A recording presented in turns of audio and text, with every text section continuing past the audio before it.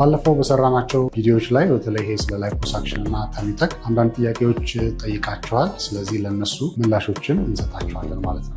ዶክተር በረከት ነኝ፣ ፕላስቲክ ሰርጅን ከሳማሪታን ሰርጂካል ሴንተር። እሺ፣ ሰላም ዶክተር። አሁን እነዚህ የሁለቱ ፕሮሲጀሮች የስብ መምጠጥና የሆድ ማወጠር የማገገም ሂደታቸው ምን ይመስላል እያነጻጸርክ ብትነግረን? እሺ፣ አመሰግናለሁ። በጣም ጥሩ ጥያቄ ነው። ስብ መምጠጥ ወይም ላይፖሳክሽን እና ሆድ ማወጠር ወይም ደግሞ ተሚተክ ወይም አብዶሚኖፕላስቲ የምንለው ፕሮሲጀሮች ሁለቱም ሆድ አካባቢ ላለ ቦርጭ ወይም ደግሞ ሆድ አካባቢ ላለ ስብ የምንሰራቸው አማራጮች ነው። የሁለቱ ልዩነት እንግዲህ ላይፖሳክሽን የምንለው ብዙ ጊዜ ትርፍ ቆዳ ሳይኖር ትንሽዬ ፋት፣ ትንሽዬ ቦርጭ ብቻ ሲሆን በስብ መምጠጥ ብቻ ማከም ይቻላል ማለት ነው።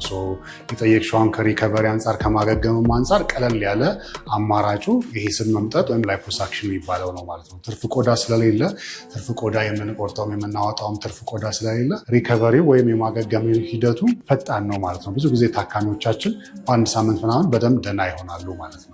ዌራዝ ተሚተክ ወይም አብዶሚኖፕላስቲ የምንለው ወይም ደግሞ በአማርኛ ሆድ መወጠር ብለን ለመተርጎም የሞከርነው ፕሮሲጀር ደግሞ ስብ መምጠጥም አለው የተወሰነ ከዚህ ከተሚተክ ከምንለጋገው ፕሮሲጀር ጋር።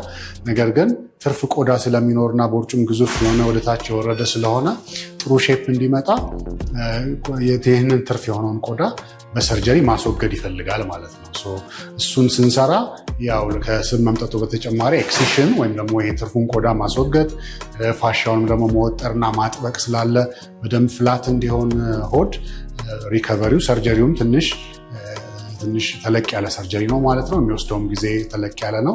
ለማገገም ወይም ለሪከቨሪ የሚወስደውም ጊዜ ትንሽ ከላይፖሳክሽን ወይም ስብ መምጠጥ ብቻ ከምንሰራው ትንሽ ረዘም ይላል ማለት ነው። ስለዚህ ታካሚዎቻችን ተሚተክ የሚያስፈልጋቸው ታካሚዎች ሲሆኑ ከአንድ ሳምንት አለፍ ያለ ቢቻል 2-3 ሳምንት አዘጋጅተው ቢመጡ በደንብ አገግመው ሪከቨር አድርገው ወደ ስራቸው ለመመለስ ይጠቅማል ማለት ነው። ከማገገም አንጻር ያላቸው ልዩነት ይሄ ነው። ከውጤት አንጻር ካየናቸው ሁለቱን ኮምፔር ስናደርግ በጣም ጥሩ ውጤት፣ በተለይ ብዙ ትልቅ የሚባል ቦርጭ ሲሆን በጣም ፍላት የሆነ ጥሩ ውጤት የምናገኘው ከዚህ ከተሚተክ ከአብዶሚኖፕላስቲ ከምንለው ከሆድ ከመወጠር ከምንለው ፕሮሲጀር ነው። ምክንያቱ ደግሞ ትርፍ ቆዳውንም ስለምናነሳው። ላይፖሳክሽንም ጥሩ ውጤት ይሰጣል፣ በተለይ ከጎን በኩልና ከጀርባ በኩል። ነገር ግን በጣም ትልቅ ግዙፍ ከሆነ በቂ ላይሆን ይችላል። ስለዚህ ታካሚዎቻችን የትኛውን ፕሮሲጀር እንደሚሆናቸው ሲያስቡ እነዚህን ነገሮችን ቢያስቡ መልካም ነው። ሳማሪታን ሰርጂካል ሴንተር